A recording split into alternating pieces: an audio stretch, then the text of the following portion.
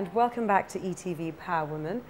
We've got a very special guest here with us today, and we've been having a wonderful chat with her. Leisha, I wanted to ask you actually about your family, about your children and your husband. Just tell us a little bit about them. I know you have 2 children. Yes. And 1 grandchild. Yeah. Okay. I have 2 kids. We really, my husband and I, we live in California. Yeah. And I have 2 kids, not kids, they're big now. So my daughter is having a little baby of her own.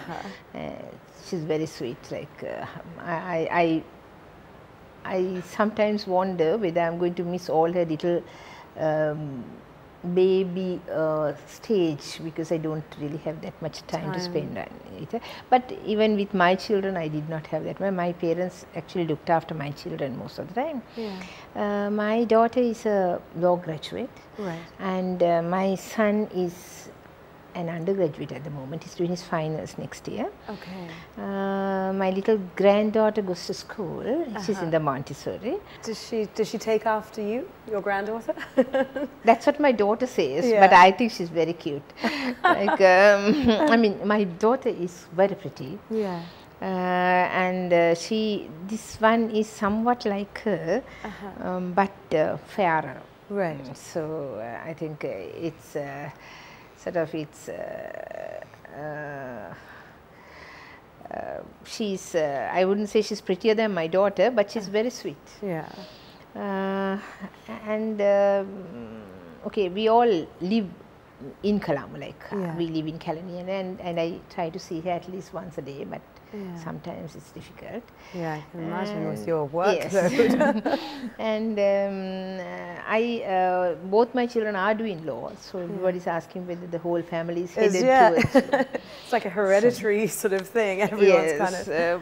But probably circumstances, and also Do you think it was your passion for the law that kind of exactly, ignited maybe it gets into the others Yeah. as well. So, and I must tell this, my children were very fond of my father. Right. So I think they also wanted to be something like him. And Wow. although he passed away about 5 years ago, Yeah. his memory is very fresh in everybody's mind. Right. Because, pardon me for saying this, but for me he was the greatest man that I ever met. I'm sure he must have been incredibly proud of you. Probably. Yeah. I have always been proud of him anyway.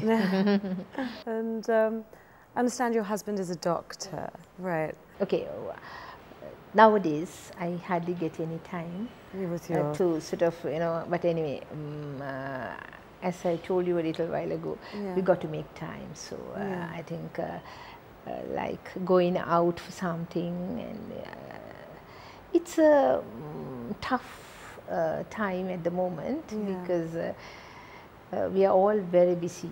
Like everybody is having their own little things, but still we meet, we talk, and so we argue a little, and that. Which is. So it's I mean, not too bad, and also when I travel out a lot. Yes, I can imagine. So then again I miss, but I think even if I am in Sri Lanka, I just go home to sleep. So yeah, because your day ends so late, it begins so early, which is what I wanted to ask you actually. I mean, on the rare occasions that you do find time to relax, what do you do? Like to read.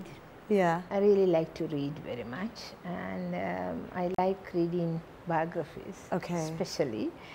And I read a lot of biographies. And if I'm going out, I always take a book and I sort of complete it before I come back. Oh my goodness! So I get the chance of reading, and I love dogs. Okay. And I think about 4-5 years ago, I had 4 dogs at home. Oh really? What sort of type of dogs? Yeah, I had a Alsatian. Okay. And oh, the Dachshunds? Oh, they're so cute. they're very lovable, very sweet, and a Pomeranian. Okay, wow. So 2 Dachshunds and a Pomeranian and the Alsatian. And the thing is, I always used to wash them myself. Okay, yeah. So that was a very close bond, and I've been fond of animals, especially dogs, since I was a small kid. Okay. Even at home, we had 5 dogs at any given time. Oh, really? But now I don't have a single dog, because really? because you know, when you leave it to someone else to look after the dogs, they never get looked after. So what I really did was I gave my dogs to friends. So right. Okay. So at least you know that they're looked after. Good homes. Yeah. And do you have a favorite author? Anyone that you particularly like? I mean, apart from the biographies that you read, is there any other? Not really, but I mean, it has been at different times I have read different people, like Agatha Christie. I used to read a lot. I think I have read the whole series all of her when work. I was in my teens. It was very interesting. Then I also Shakespeare. I have read almost all the books, because I did English literature. Okay. Yes, and I mean, that's something that one subject I really loved. Enjoyed. Yes.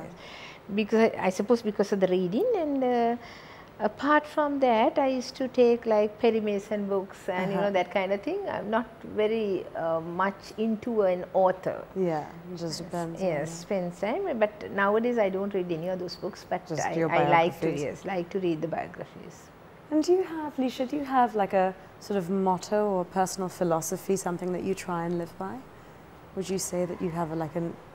Yes, what I really feel is, you know, maybe I developed it since I was doing HR at my former workplace as well. So my motto in life is to tell the people the truth. Right? When dealing with human beings, you got I think you have always got to be fair and tell a person what we intend to sort of do, or you know, what we intend to give or not give. And I think it has worked very well for me, because we really have a lot of unions even in this place. But as long as, I mean, the management is fair by employees and they talk. Because see, if I need to talk to someone about my problem or any concern that I have, that would apply to each and every one of the employees in the organization or anywhere else. So what I believe is, first thing that you got to reach a person is, in an organization, you got to be able to give an ear. I mean, listen to people.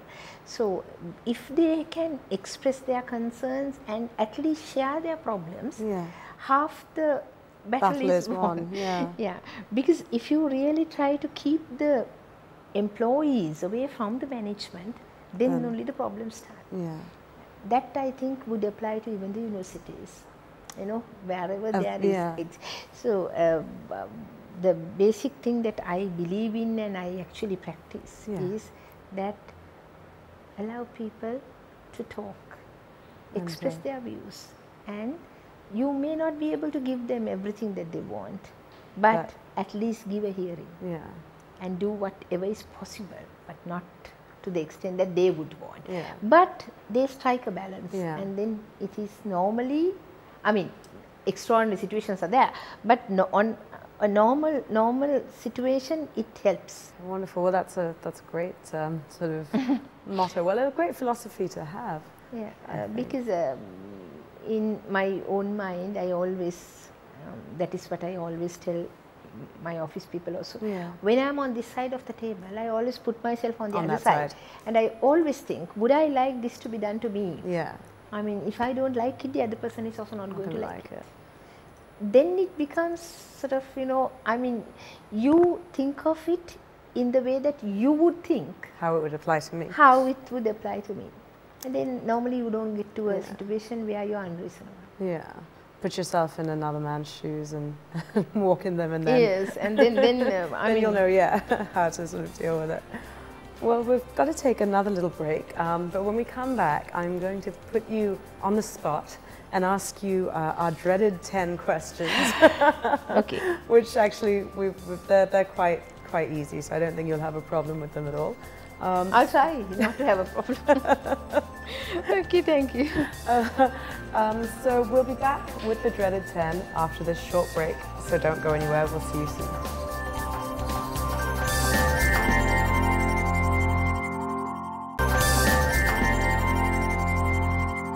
Hi, and welcome back to ETV Power Woman. If you've just joined us, you've come to probably the best bit of the show, where I'm going to put Leisha in the hot seat and ask her 10 questions. Leisha, I just want the first answer that sort of comes into your head. Are you ready to go? Yeah? Okay. Question number 1. How often do you lose your temper? Quite often. Quite often?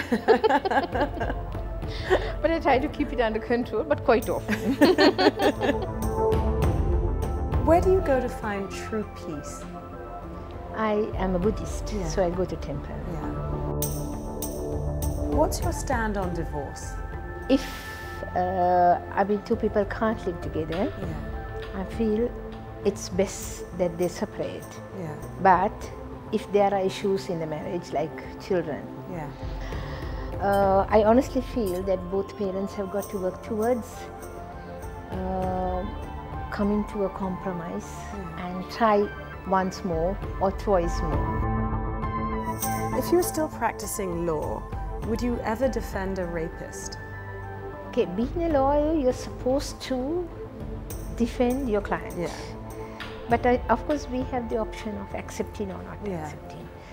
So this might not be the general idea, but I wouldn't be comfortable defending a rapist. If you really know that that person has been the person who was responsible. Describe yourself in 3 words. Committed, passionate, professional. The last time you looked in the mirror, what did you think? Getting old. But I'm not bothered about it. What's the greatest lesson life has taught you? To empathize with people. Right.